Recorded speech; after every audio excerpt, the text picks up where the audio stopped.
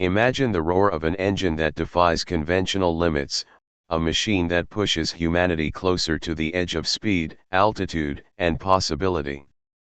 In the early 20th century, the world of aviation had reached a crossroads.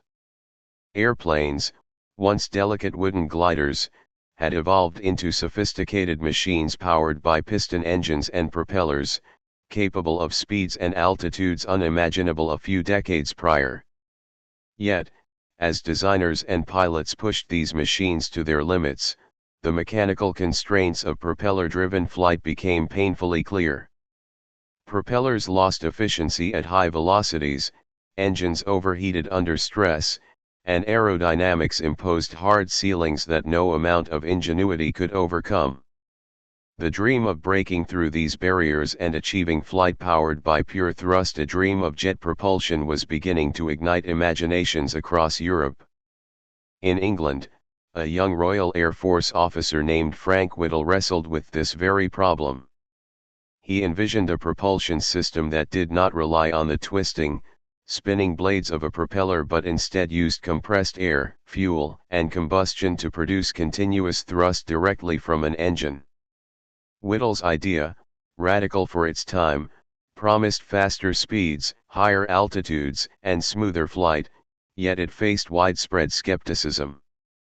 Funding was scarce, resources were limited, and even his closest colleagues struggled to comprehend the feasibility of the design. Nevertheless, Whittle persisted, building small prototypes and testing the principles of turbojet engines in workshops that smelled of burning fuel and hot metal. His persistence would eventually culminate in the development of the W.1 engine by 1937, marking the first practical step toward operational jet flight. Across the English Channel, another visionary was working independently on a similar problem. Hans von Ahn, a German physicist, approached the challenge from a different angle, yet with the same ultimate goal: to propel an aircraft without the constraints of propellers. Von Ahn's designs led to the creation of the Heinkel He-178, the first jet-powered aircraft to take flight in 1939. This achievement, though less celebrated at the time, underscored a remarkable phenomenon: the simultaneous emergence of revolutionary technology in different parts of the world, driven by parallel needs, ingenuity, and vision. Both Whittle and von Ahn faced enormous technical hurdles, from high-temperature metallurgy to air compression challenges, yet they succeeded in transforming abstract theory into tangible flight. The limitations of piston engines had created a perfect storm for innovation. Propeller-driven planes faced diminishing returns at increasing speeds. The air itself became an obstacle as the propeller blades approached transonic velocities. Mechanical stress on engine components intensified, cooling became problematic, and the very design of aircraft had to compensate for these growing limitations. In this environment, jet engines were not merely an improvement, they were a revolution. By expelling gas at high velocity, a jet engine produced thrust in a fundamentally different way, sidestepping the mechanical inefficiencies of spinning propellers. This shift promised a level of performance previously unattainable, from sustained supersonic flight to operations at altitudes far above what piston engines could reliably reach. The urgency of impending war accelerated jet engine development. Military strategists recognized the strategic advantage of aircraft capable of outperforming enemy planes in speed, climb, and altitude.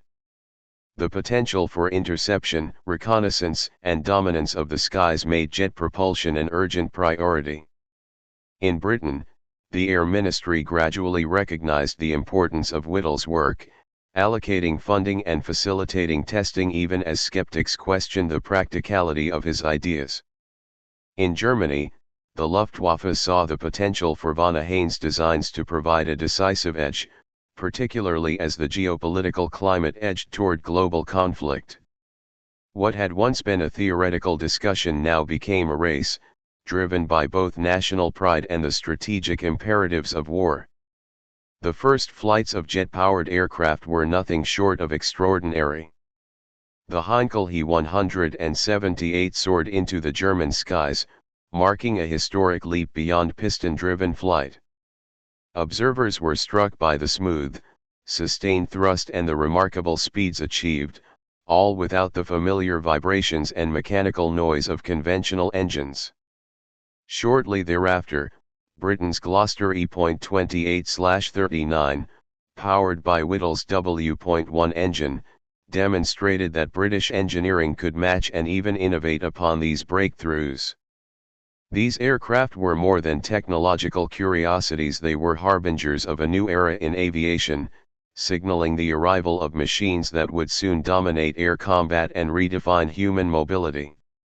Developing these engines required extraordinary engineering and scientific ingenuity. Turbojet engines involve complex interactions of thermodynamics, fluid dynamics, and mechanical precision. Turbines had to withstand extreme heat, compressors needed to maintain stable airflow at high speed, and combustion chambers required precise control to sustain continuous operation. Engineers faced unknowns at every turn, confronting material fatigue, thermal stress, and vibration in ways that challenged existing knowledge. Success depended on rigorous testing, iterative improvement, and relentless experimentation. The collaboration between theoreticians and practical engineers became crucial. Neither alone could have brought jet propulsion from concept to operational reality.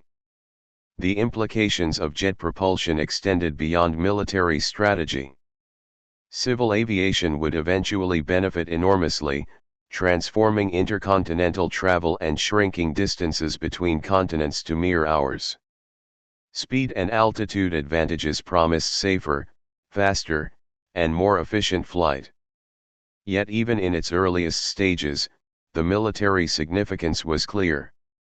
Interceptors could reach enemy bombers before they could strike, reconnaissance aircraft could penetrate defended airspace, and combat aircraft could maneuver in ways unimaginable for propeller-driven planes.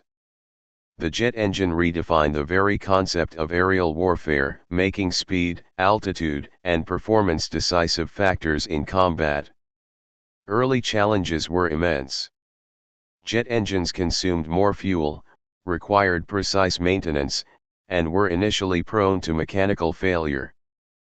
Pilots had to adjust to new flight characteristics, including higher speeds and delayed throttle response. Production challenges, especially during wartime, slowed deployment and required industrial adaptation. Despite these obstacles, the fundamental breakthrough had been achieved. Humanity had unlocked a method of flight that could transcend the limitations of mechanical propellers and open the door to new dimensions of aerial capability.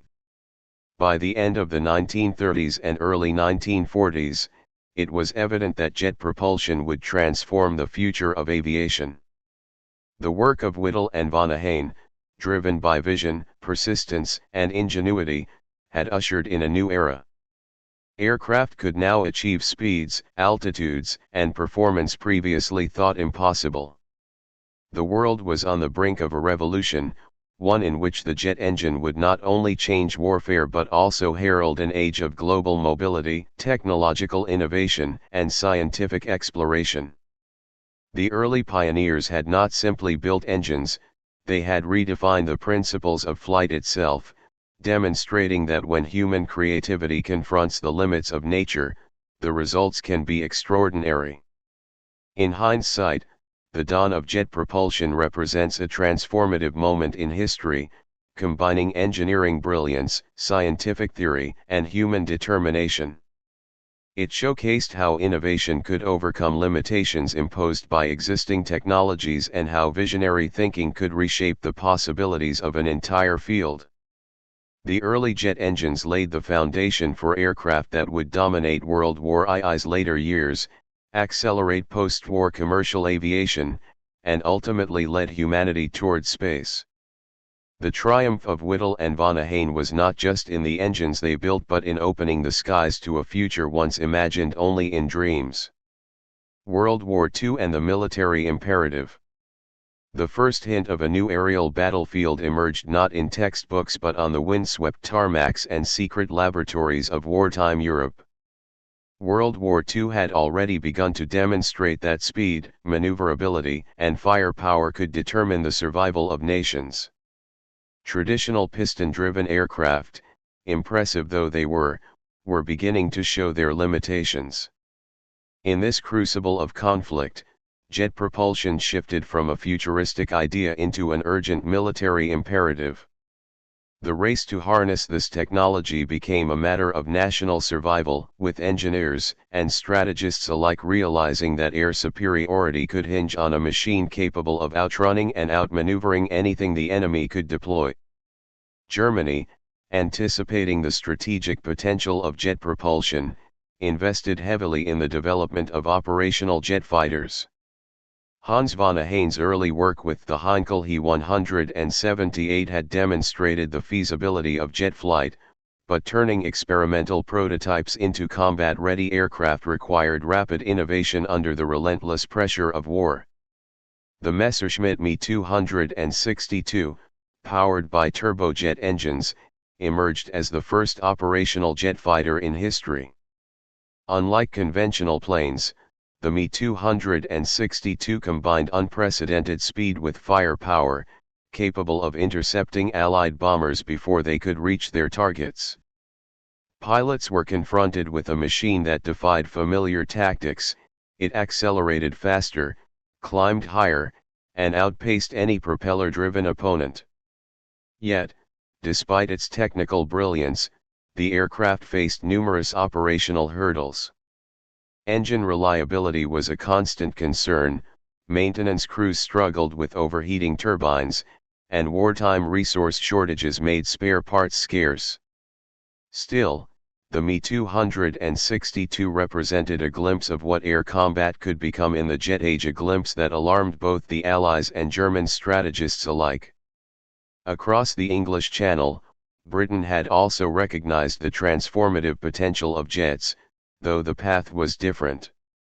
The Gloucester Meteor, powered by Frank Whittle's engines, became Britain's first operational jet fighter. While initially deployed to counter threats over home territory, the Meteor's performance was a clear statement of intent. The era of propeller dominance was ending. Unlike the Me-262, which entered service in the face of intense operational pressure, the Meteor benefited from meticulous testing and incremental integration. Pilots quickly learned that jet aircraft demanded new operational doctrine. Acceleration, throttle response, and landing approaches were unlike anything encountered in piston-driven planes. Tactical thinking had to evolve alongside technology, a lesson echoed across every air force experimenting with jets. The introduction of jet fighters disrupted established air combat strategies. Pilots accustomed to dogfighting at specific speeds and altitudes suddenly faced aircraft that could climb rapidly, sustain higher velocities, and change engagement parameters within seconds. For bomber crews, the threat of interception became more acute. Jets could close distances faster, reducing reaction times and demanding new defensive tactics. Commanders had to reconsider the deployment of squadrons, the sequencing of missions, and the integration of jet aircraft alongside traditional fighters. Training, logistics, and maintenance, all elements previously considered secondary to combat strategy, became central to operational success. The jet engine was not merely a technical novelty, it was a force multiplier reshaping the calculus of war. Operational challenges highlighted the limits of early jet technology. Turbojet engines consumed significantly more fuel than their piston counterparts, restricting operational range and necessitating precise planning of sorties. High-speed flight introduced new aerodynamic stresses on airframes, demanding rigorous inspection and maintenance. Pilots faced unfamiliar cockpit dynamics, from rapid acceleration to delayed throttle response, making training crucial for effective combat deployment.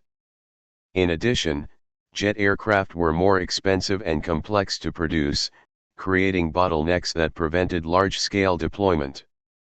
Despite these constraints, the psychological impact on both Axis and Allied forces was profound.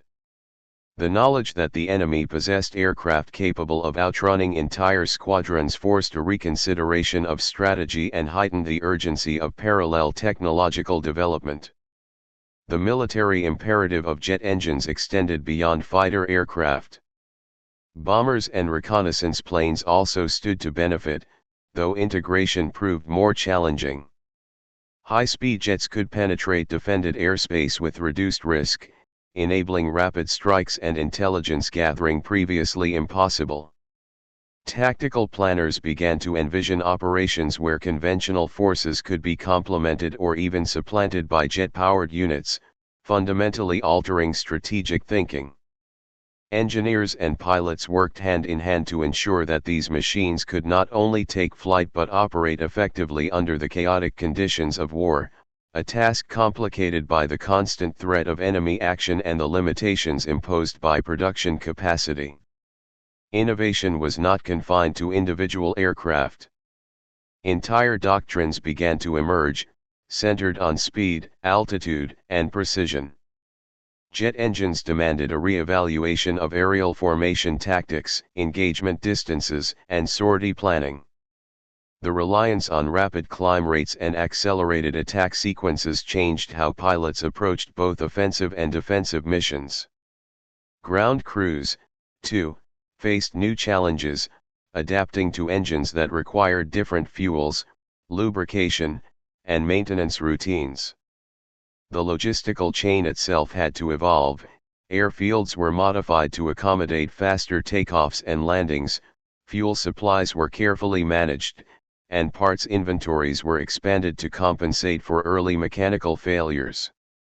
War had turned the laboratory into a crucible where technology, human skill, and strategic thinking were tested simultaneously. Despite the operational and logistical hurdles, the symbolic and strategic impact of jets was undeniable. For Germany, the Me-262 represented a potential game-changer, capable of disrupting Allied bombing campaigns and restoring air superiority. For Britain, the Meteor signaled that the Allies were not only keeping pace but also innovating in ways that would shape the post-war landscape. The mere presence of jet technology forced both sides to reconsider timelines, attack plans, and the allocation of resources.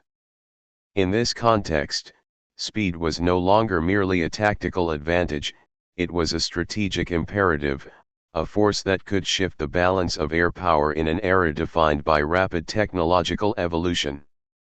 The experiences of World War II demonstrated that technology alone could not guarantee success. Jet engines required integration into broader military systems, including training, maintenance, supply, and operational planning. The lessons learned from early deployments would inform not only the remainder of the war but also post-war military aviation. Air forces recognized that mastery of jet propulsion demanded a holistic approach, understanding the engine's capabilities, adapting strategy to its performance, and preparing personnel to operate within an entirely new combat paradigm. The fusion of human ingenuity, mechanical innovation, and strategic foresight had become the hallmark of effective modern warfare. By the war's end, the influence of jet technology was unmistakable. It had introduced a new dimension to aerial combat, reshaping doctrines and forcing the world's militaries to adapt or risk obsolescence. Jets had proven their potential, demonstrating that speed, altitude, and engineering excellence could redefine what was possible in air warfare. The lessons learned in this period would echo far beyond the immediate conflict, laying the groundwork for post-war advancements in aviation, missile development, and eventually space exploration. World War II had transformed jets from speculative inventions into instruments of strategic power, proving that technological innovation could decisively alter the course of human conflict. In retrospect, the military imperative of jet propulsion during World War II was as much about foresight as technology. Nations that recognized the potential, invested in research, and integrated jets into their operational frameworks gained not only immediate tactical advantages but also a lasting strategic edge. The era of propeller-driven dominance was ending, replaced by a reality in which engineers, pilots, and strategists had to master entirely new principles of speed, power, and operational coordination. The story of the Me-262, the Gloucester Meteor, and the engineers who brought them to life illustrates a pivotal truth: in modern warfare, the marriage of innovation and strategic necessity can redefine the battlefield itself. Rocket technology, from concept to combat. In the shadows of World War II, a revolution was quietly taking shape, one not in the skies but on the ground, where engineers and visionaries imagined weapons that could travel faster than any aircraft, strike with terrifying precision, and redefine the concept of warfare. Rockets, once the stuff of myth and distant dreams, were evolving from rudimentary fireworks and experimental tubes into highly sophisticated instruments capable of altering the balance of power. Unlike the early jet engines that promised speed in the air, rockets promised range, power, and the possibility of striking targets far beyond the front lines, making them a new focal point of military ambition. The roots of modern rocketry stretched back decades, but it was the pioneering work of individuals like Konstantin Tsiolkovsky in Russia and Robert Goddard in the United States that laid the theoretical and practical foundations. Tsiolkovsky's work on the mathematics of rocket propulsion provided the theoretical understanding that guided engineers in designing engines capable of escaping Earth's atmosphere, while Goddard's experiments with liquid fuel rockets demonstrated the feasibility of controlled, powered flight. Their work, largely ignored or underappreciated during their lifetimes, would prove essential as the pressures of global conflict accelerated technological innovation. By the 1930s, these early breakthroughs were being translated into tangible designs with military applications, particularly in Germany, where the Nazi regime saw strategic potential in long-range rockets capable of bypassing conventional defenses. Germany's V-2 rocket program represented the first successful marriage of theoretical rocketry and industrial-scale production. Conceived under the direction of Wernher von Braun and his team at Peenemünde, the V-2 was a liquid-fueled ballistic missile capable of reaching supersonic speeds and striking targets hundreds of kilometers away. Unlike traditional artillery, which required proximity and line of sight, the V-2 could be launched from concealed sites, travel through the upper atmosphere, and impact with devastating force. Its technological sophistication was staggering for the time. Engineers had to solve problems of propulsion, guidance, aerodynamics, and materials under extreme conditions, from high-temperature combustion to supersonic flight through dense air layers. Each successful test demonstrated the lethal potential of rockets, but each failure also revealed the immense challenges involved in transforming theoretical principles into reliable, mass-producible weaponry. The operational use of the V-2 introduced a psychological dimension to warfare that jets had not fully realized. Unlike conventional bombers, the rockets struck with such speed and unpredictability that civilian populations had little warning, and defense systems were largely ineffective. London, Antwerp, and other cities bore the brunt of these attacks, suffering both casualties and terror. The V-2 highlighted a profound shift in military strategy. Technological innovation could bypass traditional defenses, allowing a single nation to project power in ways previously unimaginable. The rocket became not merely a weapon but a symbol of the changing nature of warfare, where engineering prowess could substitute for numerical advantage or conventional tactical superiority. The distinction between solid fuel and liquid fuel rockets became critical in shaping the development and deployment of these systems.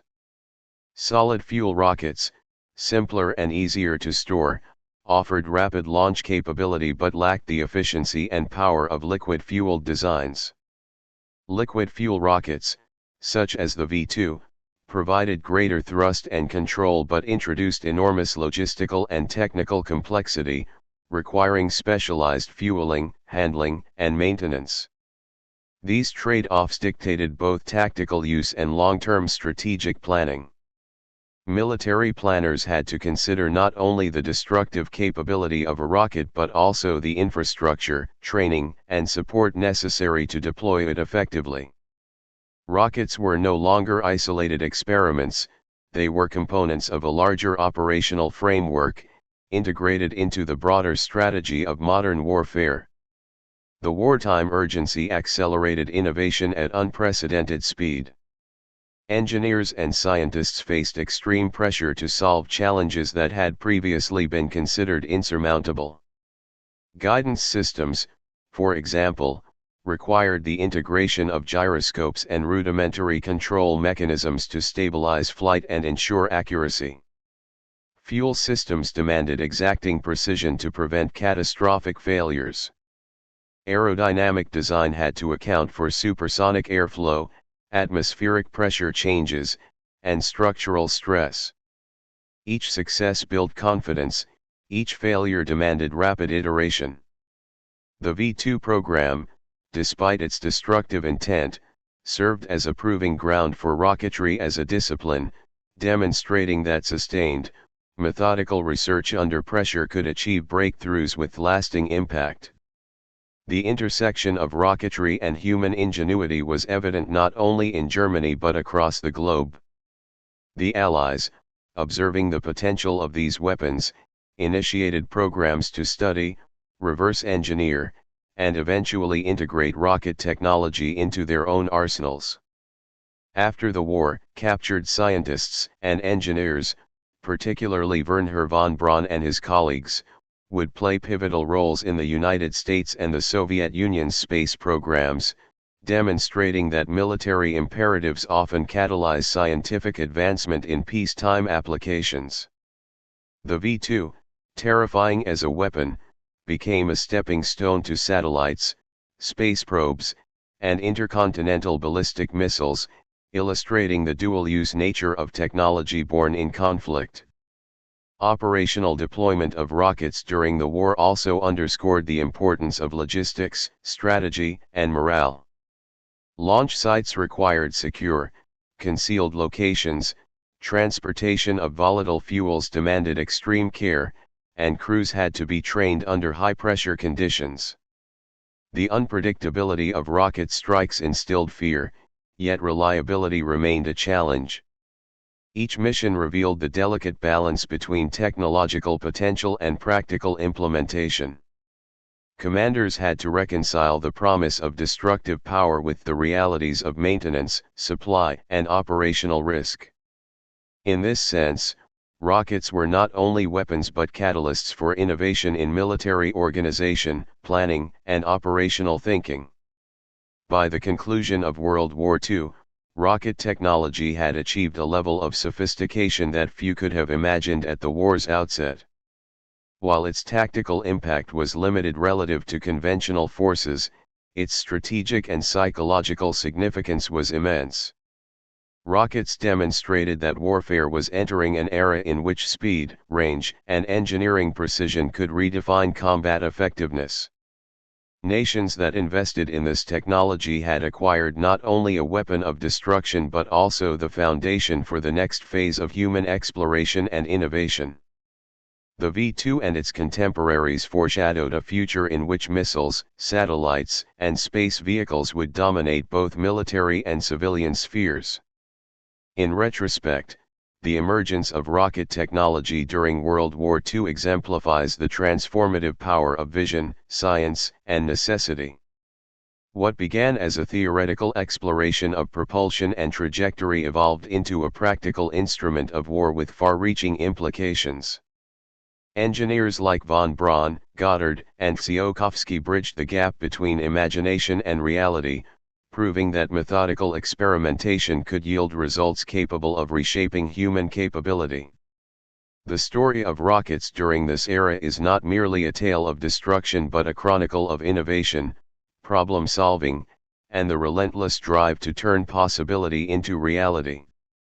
By the war's end, the foundations were laid for a new epoch in both military technology and space exploration, demonstrating that the human capacity to innovate often reaches its zenith when challenged by urgent necessity.